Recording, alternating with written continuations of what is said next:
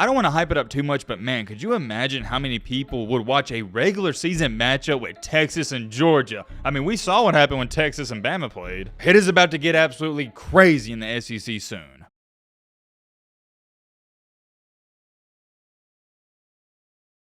First things first, let me open up the video by saying this. Texas and Oklahoma joining the SEC early. This is outstanding news. You know why I'm going to label this as quote-unquote outstanding news? Not just as an Alabama fan myself, but an SEC fan because of entertainment value alone. The SEC is already the most entertaining conference in the country by far. It's the best conference by far, the most dominating. But also, you're going to add two powerhouses, Oklahoma and Texas, to that. It's just going to enhance it even more. To put this into a better perspective, this is the equivalent to giving Zac Efron $100 million.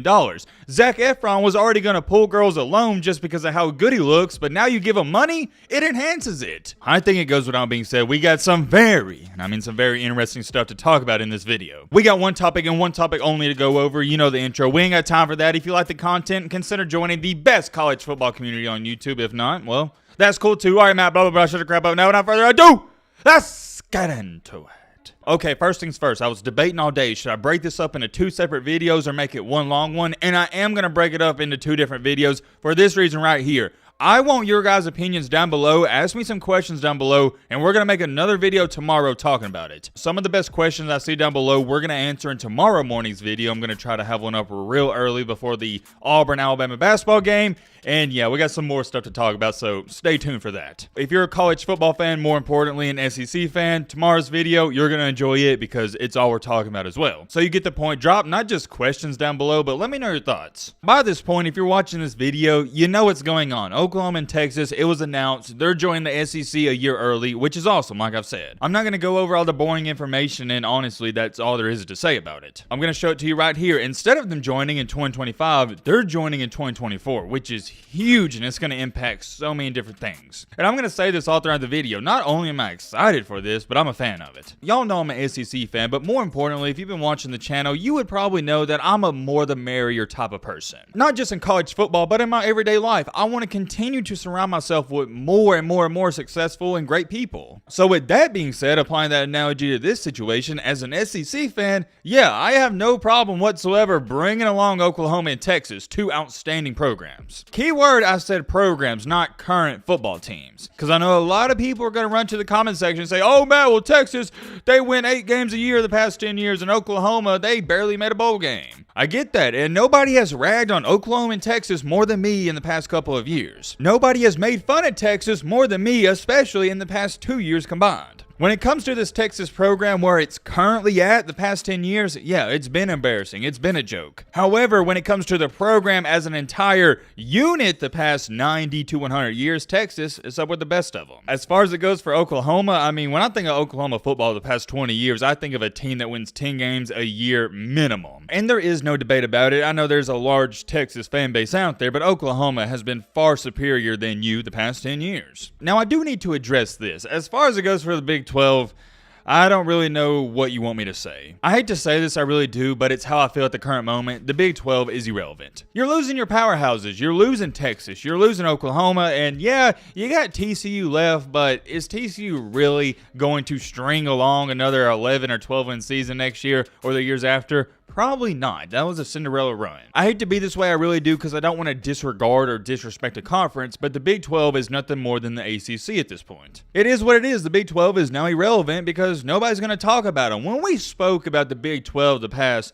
7, 8, 9, 10 years, who do we talk about? Oklahoma and Texas. Even though Texas is overrated every single year, we still talk about them. Why? Because people care about that team a lot. People care about Oklahoma. There's a small fan base for TCU fans, Kansas State fans, Baylor fans, Iowa State fans, but you get the point. It's not that big. All in all, I think the Big 12, it is completely done. I don't know what they're going to do next, but it really doesn't matter. Also, before I move along here, it was smart of them to let Oklahoma and Texas leave early because they got money out of it. I believe they got around $100 million. It was a win-win. If you're the Big 12 commissioner, it couldn't have worked out any better. The reason I say that is because Oklahoma and Texas were going to leave anyways. Why not get money out of them? That's how I look at it, and same thing for the SEC. Bringing these two programs along a year early, it is going to help. Why is it going to help? Oh, I don't know. Maybe due to the fact that Oklahoma and Texas, both of them, have two of the best fan bases in all college football. I love my SEC schools, and I think the SEC has some of the best fans out there, but Oklahoma fans are a different breed. I've said it before, I've said it again, Oklahoma fans. If you're watching this video, you know you are some of my favorite fans out there. I don't know what it is, but Oklahoma fans, there's something about them. They have so much passion. I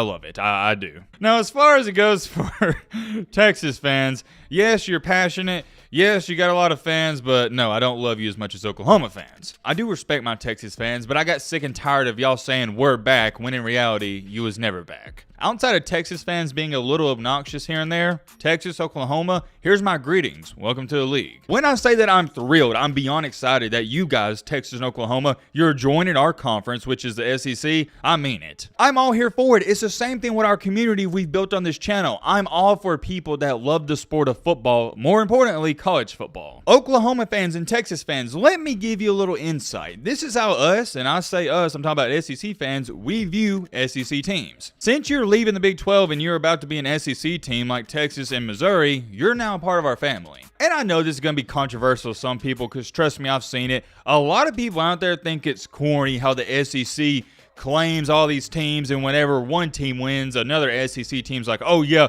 the SEC, we're the best. Y'all know exactly what I'm talking about because people at college basketball games, college baseball games, and college football games, they'll chant SEC. SEC. If you are one of those people who think it's corny, I understand it. But for me, I don't think it's corny whatsoever, and I like feeling like I'm a part of a community. There's people like this where they're just strictly Georgia fans and they want to see Alabama lose every single game, or they're Alabama fans and they want to see every other SEC team lose every single game. However, me on the other hand, no, I'm not a bitter person. I want to see my SEC teams do good in the bowl games or other sports. My biggest thing is I've seen people go, oh, well, it's weird, Matt, that you're an Alabama fan and you're rooting for other SEC teams to win when your team's not even playing. My counter argument to that is, no, I think you're weird that, let's say you're a Big Ten fan or an ACC fan and you want teams in your conference to lose to other conferences. I don't understand that because to me, it makes the SEC look worse when we lose to a team in the Pac-12 or the Big Ten. That's always been my thing and that's where I stand on it. I see a lot of SEC fans, they're not happy about this, but I am. So yet again, to my Oklahoma, to my Texas fans, welcome. I'm glad you're here. Because I hope Texas and Oklahoma wins a championship down the road and we get to claim that title and keep the title in the SEC. There's a certain pride about it. Let me ask you a question to my SEC fans. Doesn't it feel good to say, hey, my team may not be the best, but I'm a part of the conference that wins the championship every single year? You see what I'm saying? At least to me, it means something. Getting back on track here, what does this move mean to the rest of the college football world? At least in my humble opinion, you're about to see craziness in the SEC. I know what you're sitting there saying, yo, Matt, why is it going to be crazy? Nothing's going to change. Alabama's going to dominate the West and Georgia's still going to dominate the East. And here's the one main difference with that and why I disagree. Because now you're adding two more teams in the SEC that can beat Alabama, that can beat Georgia every single year. Why is that? Because they have the talent. Kentucky's never going to beat Alabama and Georgia. Mississippi State's never going to beat Alabama and Georgia. Ole Miss is never going to beat Alabama and Georgia, and I can name off a couple others. The reason for that, fairly simple. Those teams I listed, they don't have the dudes to compete. The difference is, Texas and Oklahoma, they do have the dudes that can compete. And of course, always, can Mississippi State, Ole Miss upset Alabama or Georgia once every 10 years? Yes, but that's not what I'm talking about. You're not going to see Alabama and Georgia beat Texas and Oklahoma 10 years straight. That's just simply not going to happen. So now what's going to happen is you're going to have one more really tough game for Alabama and Georgia every single year. I know what a lot of you are sitting there saying, well, Matt, Texas went 8-5 last year. Well, Matt, Oklahoma went 6-7. My friend, you're right on that, but here's the thing. Texas, you saw it against Bama. They can beat a team like Bama. I do understand that Oklahoma is in a slight rebuild mode. It's an awkward situation they're not used to, but I think they'll piece it together. It is just a really fascinating move, it really is, and I don't want to talk too much about it because it's not going to happen until next season. I don't want to hype it up too much, but man, could you imagine how many people would watch a regular season matchup with Texas and Georgia? I mean, we saw what happened when Texas and Bama played. It's the same thing with Oklahoma versus Georgia and Oklahoma versus Bama. Whenever these teams join the SEC, they're going to break some all-time records when it comes to ratings and views. It is about to get absolutely crazy in the SEC soon. I'm excited, man. I really am. Let me know your thoughts down below about Rebel Belly.